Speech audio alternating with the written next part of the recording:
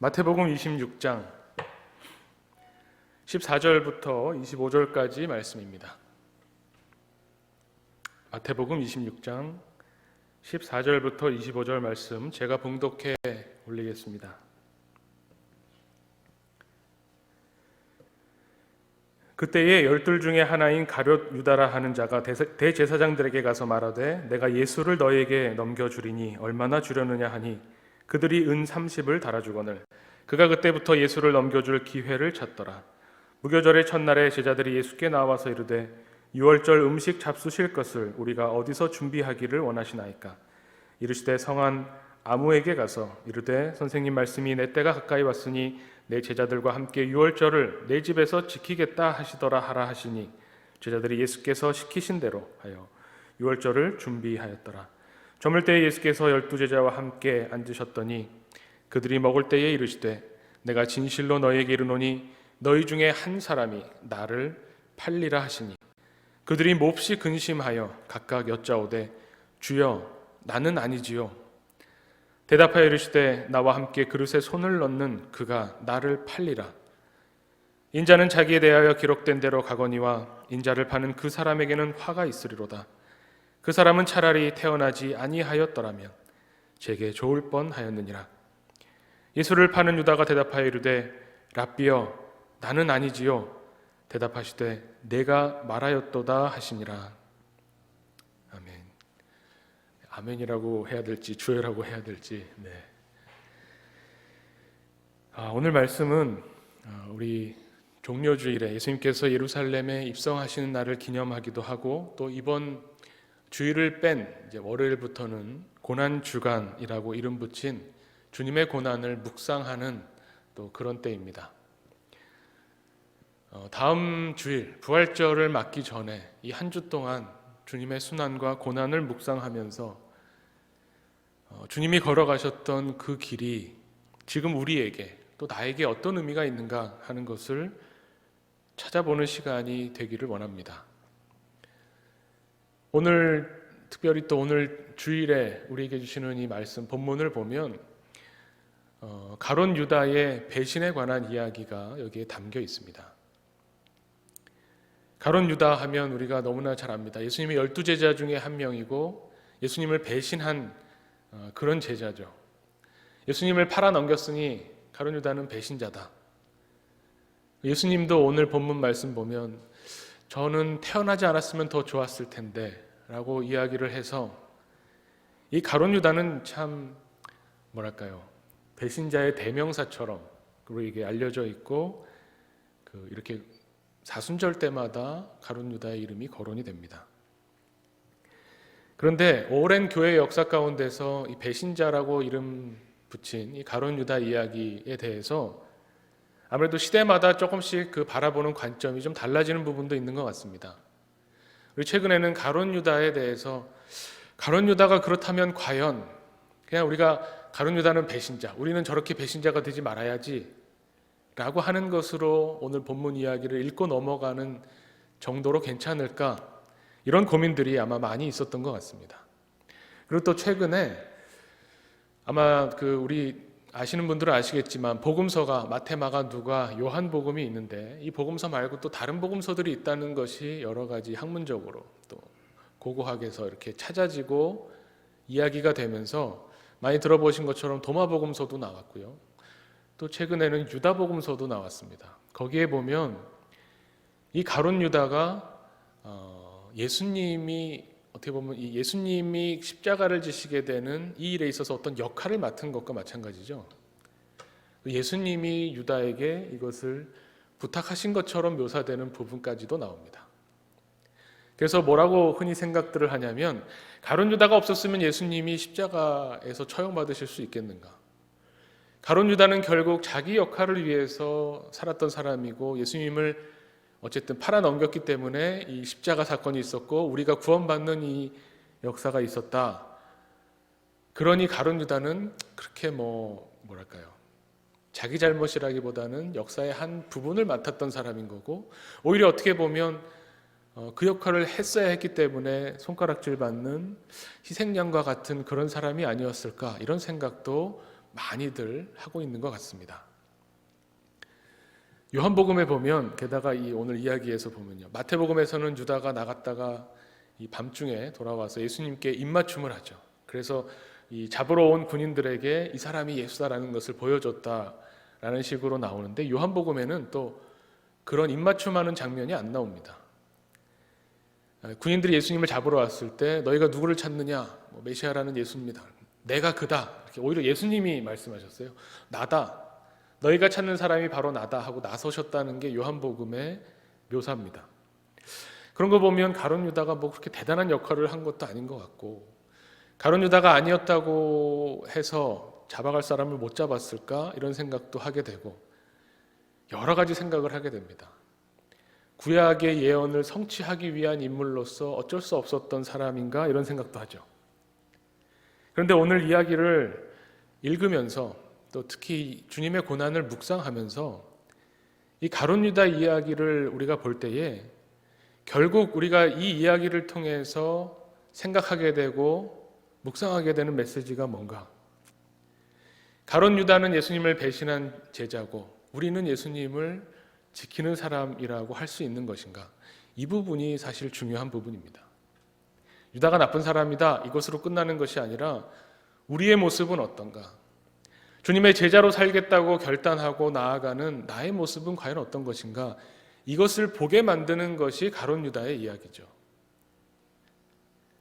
지금의 나와 지금의 우리와 연관되지 않는다면, 오늘 이 본문의 말씀이 들려질 때, 우리 귀에 들려질 때에 이것이 나의 이야기라고 여겨지지 않는다면 이 성경의 이야기는 우리하고 아무 상관이 없을 겁니다. 그리고 이 유다 이야기를 읽으면서 유다가 왜 배신했을까라고 생각할 때에 유다가 왜 예수님을 배신한 것인가? 여기 은 30이라는 내용이 나와서 돈 때문에 그랬나? 아마 유다가 돈 때문에 그랬을 거라고 생각하는 사람들은 별로 없을 겁니다. 아주 일반적으로 보통 우리가 그 성경을 읽을 때나 또 신학자들이 이야기할 때 유다의 배신을 생각하면 유다가 예수님을 만나서 예수님을 따랐을 때 유다의 어떤 기대가 있었다는 것을 쉽게 짐작할 수 있습니다. 유다가 예수님을 만난 다음에 어떤 기대가 있었겠죠. 예수님이 이제 이렇게 많은 표적을 행하시고 기적을 이루시고 메시아로 이 땅에 오신 것을 내가 확신하고 믿다 보니, 그렇다면 예수님이 이제 예루살렘에 들어가셔서 이 로마의 압박에서부터 우리를 구원해 주시고 하나님의 백성으로 하나님을 믿는 어떤 이런 왕국을 하나 만드실 것이고, 거기에서 내가 큰 역할을 해서 나야말로 킹메이커가 돼서 한번 하나님의 다스리심을 내가 이 땅에서 펼쳐보는 이 엄청난 일에 나도 한 몫을 담당하고 싶다라고 하는 기대가 분명히 있었을 겁니다. 그리고 그것은 비단 유다만의 이야기가 아니라 다른 제자들도 그런 생각이 있었을 겁니다. 그래서 예수님이 예루살렘에 가시는 길에 제자들끼리 다투는 이야기가 나오는 거죠. 이제 예루살렘에 가시면 예수님 오른편에 누가 앉을 것인가? 예수님 바로 왼쪽에는 누가 앉을 것인가? 예수님이 구약에 예언되어 있었던 하나님의 나라를 이루실 이제 메시아로 오셨는데 그 왕의 바로 옆에서 예수님을 보좌할 사람이 누군가를 놓고 제자들끼리 다툰 걸 보면 유다뿐만 아니라 모든 제자들이 이런 기대를 가지고 있었습니다. 그리고 오늘 이제 읽진 않았지만 이후에 이어지는 본문의 이야기에서 베드로가 또 두드러지게 나타납니다. 예수님이 너희 중에 나를 팔 사람이 있을 것이다 했을 때 제자들이 뭐라고 하냐면 다 같이 근심하면서 주님 나는 아니지요, 나는 아니지요 이렇게 이야기합니다. 가룟 유다도 마찬가지로 나는 아니지요 예수님께 이렇게 말하죠. 그러고 나서 만찬을 하시고 난 이후에 제자들에게 너희가 흩어질 것이다 라고 이야기했을 때 베드로가 바로 나서죠. 베드로가 나서서 뭐라고 합니까? 33절에 모두 주를 버릴지라도 나는 결코 버리지 않겠나이다. 35절에 또 더 이야기합니다. 내가 주와 함께 죽을지언정 주를 부인하지 않겠나이다. 베드로는 그러고도 남을 사람입니다. 다른 제자들이 다 버려도 나는 주님 안 버립니다. 주님이 붙잡혀 가셔서 죽게 된다면 나도 같이 차라리 죽겠습니다. 내가 어디 주님을 버리고 가겠습니까? 아마 베드로는 진심이었을 겁니다. 평소 베드로의 행동을 봐서는 그러고도 남을 사람이라고 베드로 자신뿐만 아니라 주변의 다른 제자들도 아마 인정했을 겁니다. 그런데 예수님은 그 베드로에게 대고 오늘, 앞으로도 아닙니다. 언젠가도 아닙니다. 오늘 내가 나를 3번 부인할 것이다. 이렇게 말씀하시죠. 믿을 수 없는 이야기입니다. 베드로는 인정할 수 없었을 겁니다. 그럴 리가 없습니다. 내가 죽어도 그럴 일은 벌어지지 않을 겁니다. 장담했죠. 유다 이야기뿐만 아니라 베드로 이야기도 어떻게 보면 예수님을 배신했다는 점에서는 같습니다. 성경 이야기를 읽으면서 유다는 배신자야. 베드로는 어떤가요? 예수님을 3번 부인했지만 나중에 회개하고 돌아왔으니, 또 복음 전도를 많이 해서 많은 사람을 주님의 제자로 만들었으니 베드로는 괜찮다라고 약간 뭐랄까요? 잘한 것과 잘못한 것이 이렇게 서로 상충돼서 희석되는 이런 생각을 하지만, 이 시점, 이 당시, 오늘 본문이 이야기하고 있는 이 장면으로 가서 보면 유다나 베드로나 다를 것이 하나도 없습니다. 예수님이 잡혀갔을 때 제자들이 다 뿔뿔이 터져서 도망갔고, 예수님이 공회에 잡혀서 재판받을 때나 채찍에 맞으실 때 베드로는 그 자리에 있지 않았고, 대신 예수님을 대신해서 그것을 맞거나 십자가를 진 것도 아닙니다. 팔아넘긴 유다나 3번이나 예수님을 부인한 베드로나 똑같이 예수님을 배신했다는 겁니다. 그리고 그것은 우리도 마찬가지가 아닌가 하는 생각이 듭니다. 단순히 우리는 내가 기독교를 부정하거나 내 예수님 안 믿는다고 하거나 그런 것도 아닌데 내가 무슨 예수님을 배신한 건가, 이렇게 생각해 볼 수 있죠. 예수님을 배신했다고 하는 이 배신이 과연 뭔가를 놓고 많이 생각해 봤습니다. 배신이 뭔가? 예수님이 제자들에게 걸었던 아마 기대가 있을 겁니다. 제자들을 부르시고 내가 너희를 사람 낚는 업으로 만들어주겠다. 3년 동안을 데리고 다니시면서 가르치시고 표적을 보여주시고 이 제자들에게 하나님의 나라가 무엇인지, 하나님이 통치하심이 무엇인지를 이야기해주고 보여주셨는데, 그런 제자들에게 걸었던 기대가 무너졌을 때 아마 예수님은 인간적으로는 굉장한 배신감을 느끼셨을 겁니다. 그런데 기대가 무너졌다라고, 그러면 그것이 배신이다라고 한다면, 그러면 사실 제자들의 입장에서도 할 말은 있습니다. 아니, 우리도 예수님에게 걸었던 기대가 있는데 아까 유다가 왜 배신했을까라고 생각할 때에 많이 이야기하는 것이 그거잖아요. 예수님이 유대인의 왕이 되실 줄 알았는데 이 로마 제국에서 정치적으로, 군사적으로, 종교적으로 우리를 독립된 하나님의 나라로 만들어 주실 줄 알았는데 예수님이 그러지 못하셨죠. 오히려 난 죽으러 간다, 내가 십자가를 지고 죽을 것이다, 이런 말씀을 하시는 예수님. 그런 예수님을 보면서 제자들도 예수님에 걸었던 기대가 무너지는 것을 똑같이 경험했을 겁니다. 누가 누구를 배신한 겁니까? 인간적으로 보면 예수님이 먼저 제자들을 배신한 건가요? 제자들이 예수님을 배신한 건가요? 알쏭달쏭하죠. 우리가 우리 인간관계, 우리의 관계들 속에서 일어나는 어떤 이런 배신이라고 생각할 때 예수님이 제자들의 기대를 충족시켜주지 못했던 것은 또 입장을 서로 바꿔놓고 보면 충분히 이해가 가는 그런 부분입니다. 그런 면에서 보면 우리도 어떻게 보면 교회 나올 때 기대가 있죠. 예수님을 믿을 때 기대가 있습니다. 이 어려운 세상, 이 그냥 열심히 살려고 해도 열심히 살기에 너무 힘든 이 세상을 살면서 예수님을 믿고 기도하면서 교회 나와서 예배드리고 기독교인으로서 신앙생활을 하면서 기대하는 기대가 있습니다. 어렵고 힘들 때 주님을 좀 의지하고 기도하면 좀 뭔가 나아지고 좋아지고 마음의 평화라도 좀 얻었으면 좋겠다. 예배 나올 때마다 좀 설교를 듣고 혼나서 회개하더라도 마음이 좀 시원해지면 좋겠다. 이런 기대가 있을 수밖에 없겠죠. 최근에 이런 어떤 우리가 그동안에 기대했던 믿음이라는 것이 무엇일까? 신앙생활이라는 것이 과연 무엇일까를 돌아보게 되고 성찰하게 되고 생각해 보게 되는 시간을 가질 수밖에 없게 됐습니다. 이 유다의 배신, 베드로의 배신을 놓고 보면서 우리도 배신하지 말아야겠다. 이것과 연관짓지 않을 수 없는데 우리가 그러면 배신하는 것은 무엇일까?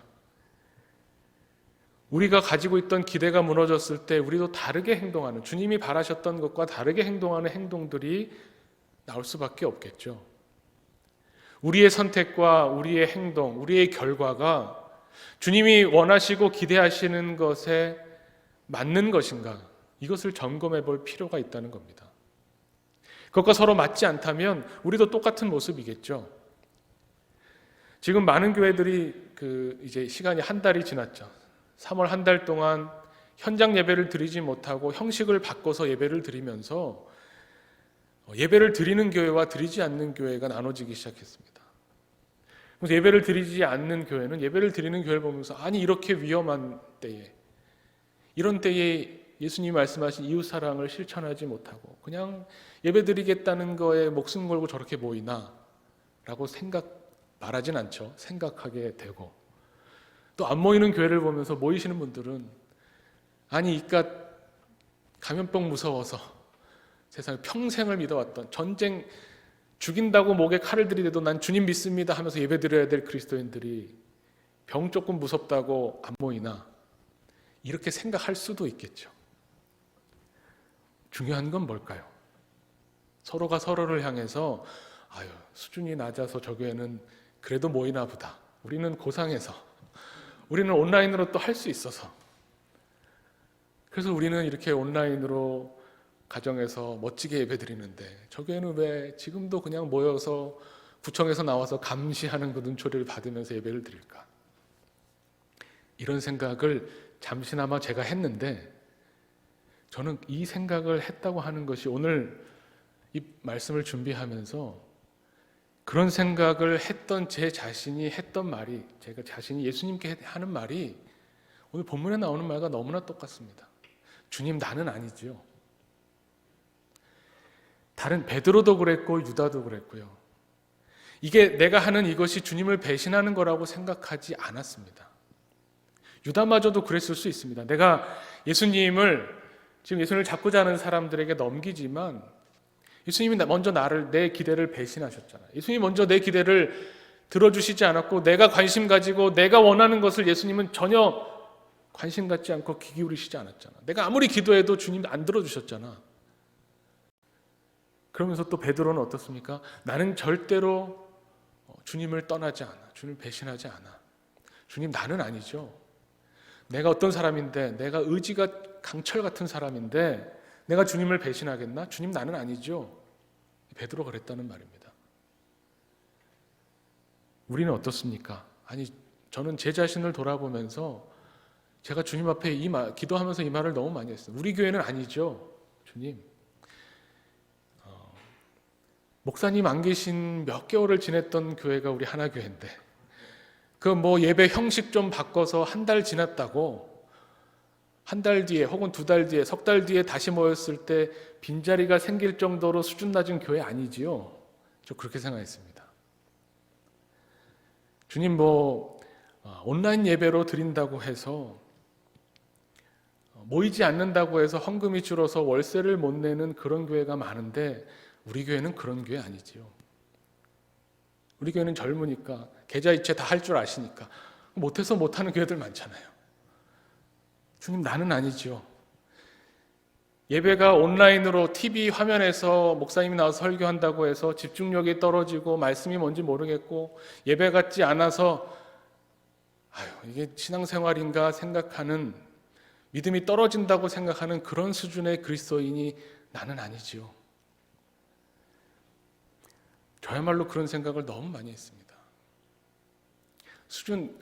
모이기를 힘쓰는 사실은 그분들의 열심이 제가 못 미치고 부러울 때가 사실 많습니다. 이것이 예수님을 배신하냐 배신하지 않느냐 하는 것이 오늘 뒤에 나오는 베드로가 이야기하는 것처럼 주님 나는 절대로 주님을 배신하지 않습니다. 주님 죽을지언정 내가 주님을 떠나지 않겠습니다 라고 하는 이 베드로의 의지, 베드로의 신념, 이것으로 되는 문제라면, 신앙이라는 것이 그것으로 되는 문제라면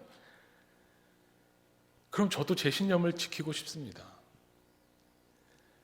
제가 이렇게 온라인으로 전환하고 이렇게 모이는 예배를 하지 않고 그래서 그냥 목사님 좋겠다라고 생각하실 수 있겠지만 제 신념과 부딪혀서 죽을 지경입니다. 저는 만약 제 신념 그냥 다른 거 다 생각하지 말고 당신 신앙의 양심으로 당신 신념을 지켜보시오라고 한다면 저는 구청 직원이 아니라 군인이 나와서 총을 들고 있어도 저는 하는 것이 더 제 마음이 편할 겁니다. 그리고 정부에서 모이지 말라고 하는 것이 전 머리로 다 이해가 됩니다. 굉장히 저도 배울 만큼 배웠고 이성이 있습니다. 지금 우리에게 가장 최선의 방침이 무엇인가를 정해서 고민하고 그것을 공표해서 많은 국민들과 함께 하자고 하는 정부의 노력에 저도 감사합니다. 그런데도 제 마음에서는 정부가 교회를 향해서 뭐라고 하는 것이 너무나 극렬하게 거부감이 듭니다. 물리적인 힘으로도 눈에 보이는 공권력이 와도 나는 이것을 지키겠다는 것이 나의 신념과 부합하는데 그것을 포기하는 것이 그것을 하지 못하게 하는 것이 너무나 괴롭고 힘든 일입니다. 그런데 오늘 이야기를 가만히 읽어보면요, 우리가 주님을 주님이라고 고백하면서 믿는 오늘 이 신앙 사건의 이야기는 우리의 신념의 문제가 아닙니다. 우리의 의지의 문제가 아닙니다. 내가 내 의지로, 내 강철 같은 의지로, 나의 정말 변하지 않는 신념으로 신앙을 지키고 믿음을 지켜서 내가 예수 그리스도의 제자로 살겠다. 그것이 아니라는 것을 오늘 얘기해 주고 있습니다. 성경은 우리에게 그것이 아니다라고 그렇게 외치는데 우리는 내 종교적 신념을 끝까지 지키겠다는 것으로 세상 앞에서 칭찬받고 싶어 합니다. 그러면서 나는 아니지요. 내가 이렇게 신념이 강하니 주님 나는 아니지요. 나는 주님 배신하지 않지요. 무슨 일이 있어도 나는 주님 앞에 나와서 예배드리고 기도하는 나는 주님을 배신하는 사람이 아니지요. 라고 이야기하는데 이거는 의지의 문제가 아니라 주님과 우리의 관계의 문제입니다. 우리가 주님을 사랑한다고 할 때에, 우리가 주님의 십자가를 바라본다고 할 때에 주님과 우리 사이의 이 관계에 있어서 우리의 믿음, 우리의 신앙은 우리가 주님과 어떤 관계 속에 들어가 있고 어떤 관계를 맺고 있는가, 주님이 나에게 어떤 분이신가, 결국 여기에 집중하게 되고 이것이 우리의 믿음의 기초가 된다는 것을 이야기해 주고 있습니다. 가룟 유다나 베드로나 오늘 이야기 바로 앞부분에 보면요, 무슨 이야기가 나옵니까? 향유 부은 여인의 이야기가 나옵니다. 이 가룟 유다가 아마 이 예수님을 팔아 넘겨야 되겠다까지 극단적으로 생각하게 된 어떤 영어로 말하면 트리거가 되었을지 모르는 사건이 바로 앞에 나오는데 그게 바로 향유 부은 여인 사건입니다. 예수님이 이제 마지막 십자가를 지시기 직전에 이 죄 많은 여인이 와서 예수님 발에 향유를 붓고 그 발을 닦아드렸습니다. 그것을 보고 제자들이 분개합니다. 화를 냈습니다. 아니 이 귀한 향유, 이 향유가 있으면 가난한 사람을 얼마나 많이 도와줄 수 있는데 이거를 여기에 이렇게 허비해 버리는가? 오늘 마태복음 본문에도 바로 위에도 나오고요. 요한복음에는 그 화를 냈던 제자가 가룟 유다라고까지 이야기합니다. 왜 도대체 이렇게 귀하고 비싼 걸 가져와서 예수님 발에 쏟아버리고 없어져 버리게 하느냐? 이걸 팔아서 가난한 사람을 나눠주면 얼마나 많은 사람이 빵을 먹고 배부를 수 있는데 이게 말이 되는 소리냐? 그런데 예수님이 이 여인을 향해서 뭐라고 하십니까? 복음이 전파되는 곳에는 내 이야기, 예수가 그리스도라고 하는 이 아이가 전파되는 곳에서 이 여인의 이야기가 반드시 기억될 거다. 이 여인의 이야기를 듣게 될 거다. 왜 그러셨을까요? 니들은 아무것도 안 하면서 이 여인이 나를 위해서 이렇게 귀한 향유를 부었는데 나를 위해서 이렇게 귀한 향유를 부은 이 여인을 뭐라고 그래? 이 여인은 앞으로 이제 칭송받을 거고 기억될 거다. 예수님이 어떤 사적인 감정에 의해서 이렇게 이야기하셨을까요? 그랬을 리가 없죠. 설령 그러셨어도 그렇다면 복음서에 기록됐을 리가 없죠. 이 여인이 예수님께 뭔가를 잘해드렸기 때문에 예수님이 이 여인의 이야기를 놓고 온 천하에 어디서든지 복음이 전파되는 곳에서 이 여자가 행한 일도 말하여 그를 기억하리라. 이 정도까지 이야기하실 수는 없는 겁니다. 예수님이 이렇게 이야기하셨다는 것은 뭐냐면 이 여인의 행동이 십자가의 복음과 아주 밀접한 핵심적인 내용과 연관이 있다는 거죠. 이 여인은 뭘 했습니까? 예수님의 십자가의 죽음이 어떤 것인가를 드러낸 겁니다. 그래서 예수님이 이렇게 말씀하시는 겁니다. 나한테 잘해줘서 그런 것이 아니라 이 여인의 행위가 예수 그리스도의 십자가가 무엇인지를 드러내는 하나의 표현이 됐다는 겁니다. 그게 뭐겠습니까? 제자들은요, 예수님을 따를 때 예수님을 내가 따르면 내가 어떻게 되겠구나, 예수님을 따라서 내가 계획하는 일, 내가 좋다고 생각하는 일, 예수님을 통해서 킹메이커로, 예수님을 킹으로 만들어서요, 킹메이커들이 예수님을 통해서 뭔가 내가 꿈꿔왔던 것들을 실현해내겠구나라고 예수님을 따라온 사람들이죠. 우리도 그렇죠. 그래서 교회에 어떤 귀한 것이 있다면, 교회가 재정이 넉넉하다면 가난한 사람들을 도와서 구제해서 이 가난한 사람들로부터 교회가 역할을 수행하게 하는 이런 것들이 중요한 게 아닌가라고 생각하며 나오지만, 이 여인의 행동은 뭐냐면 반대입니다. 제자들과 완전히 정반대 대척점에 있습니다. 예수님에게 뭔가를 얻기 위해서 예수님께 나온 제자들과 이 여인은 예수님께 나와서 자기 인생에서 가장 중요한, 어떻게 보면 자기 인생의 미래를 예수님 앞에 와서 깨트려 버렸습니다. 이 여인이 이 향유를 모을 때 어땠겠습니까? 하루 이틀 모은 게 아닙니다. 수년에 걸쳐서 조금씩 돈을 벌 때마다 사서 모아서 이 귀한 향유를 가지고 아마 시집갈 자금이었을 수 있겠죠. 그 말은 뭐냐면 이 향유에 자기 미래가 걸려 있다는 겁니다. 자기 인생이 걸려 있다는 겁니다. 이 향유를 가지고 팔아서 가난한 사람에게 나눠줄 수도 있겠죠. 그러면서 자기 만족을 얻거나 많은 사람들에게 칭송받을 수도 있겠죠.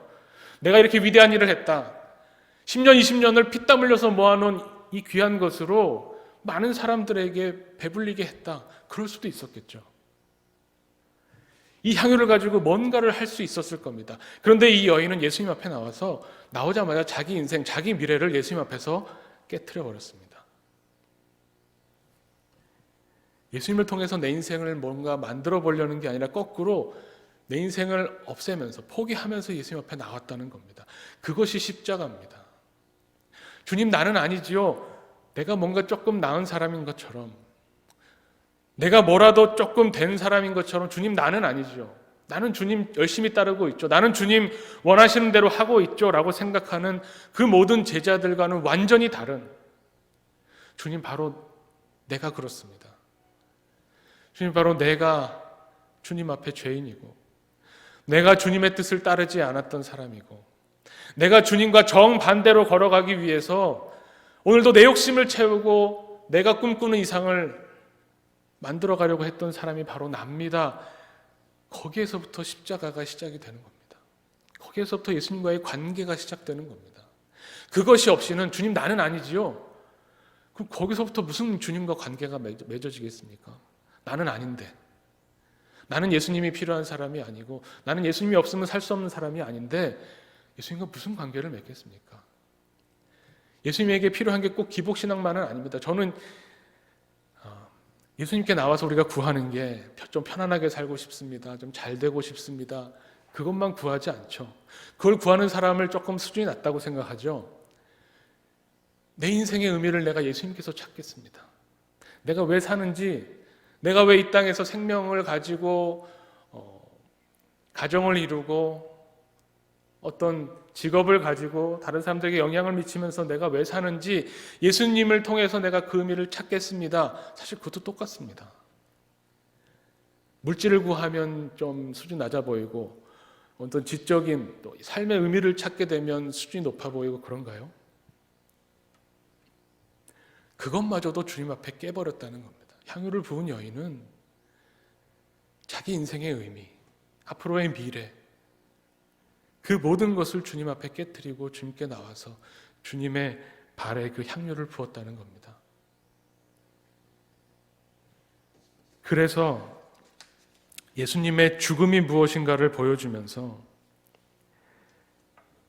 예수님에게 있어서 주님, 내가 그 사람입니다. 나는 아닌 게 아니라 내가 바로 그 사람입니다.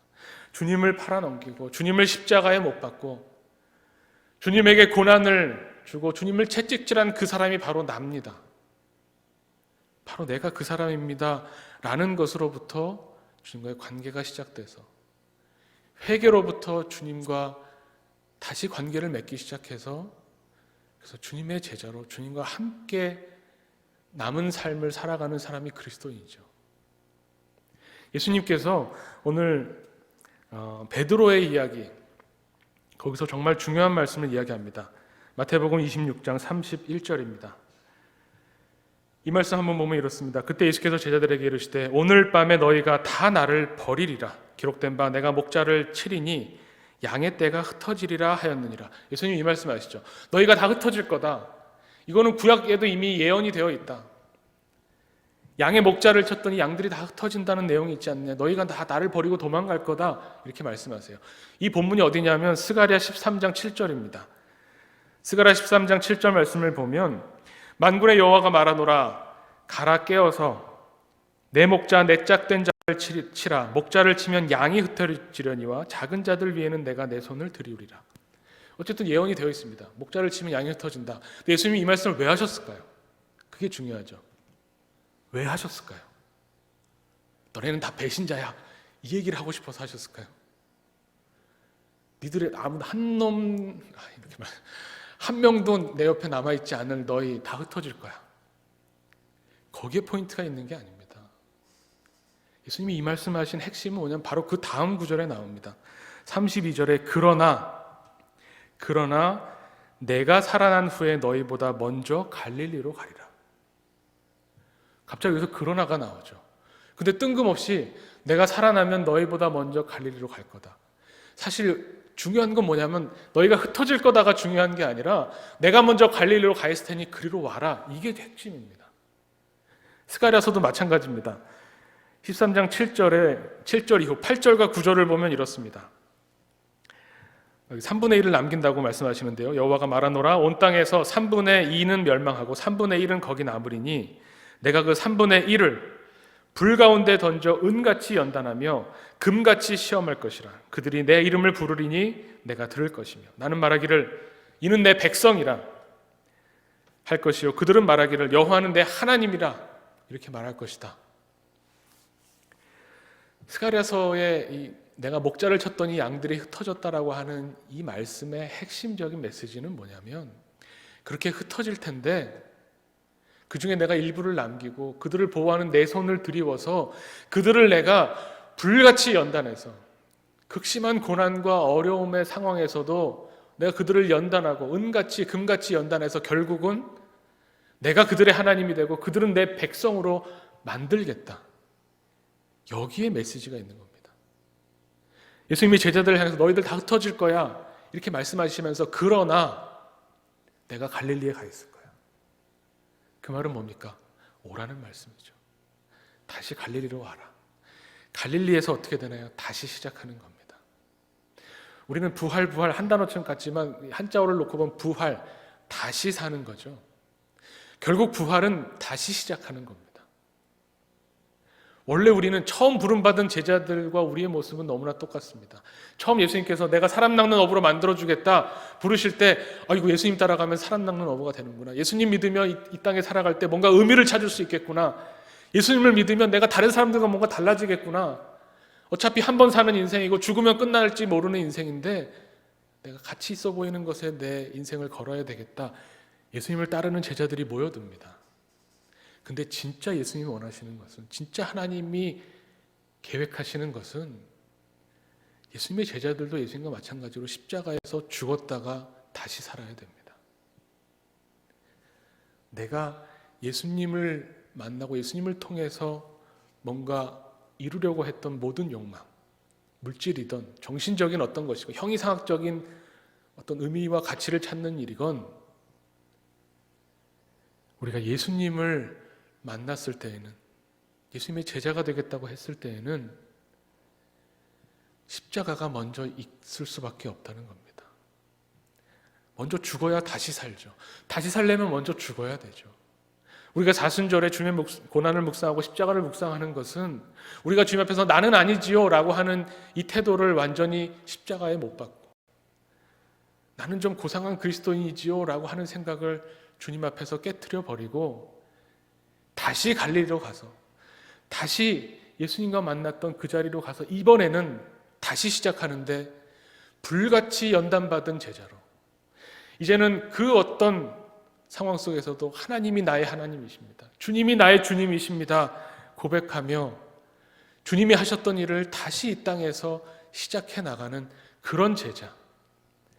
십자가의 죽음 이후에 부활하신 주님과 동행하는 그런 제자로 살아가기를 주님 우리에게 원하신다는 겁니다.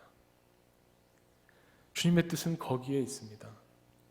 우리의 신념, 우리의 의지가 다 사라져버린 그 자리, 우리가 뭔가 하려고 했던 그 모든, 우리가 만들어 놓고 쌓아놓던 그 모든 것이 무너지는 바로 그 자리, 내가 이 신념, 이거는 내가 죽어도 지켜야 된다라고 했던 내 신념이 꺾인 바로 그 자리, 그 자리에서부터 주님이 이제 다시 시작하자 말씀하십니다.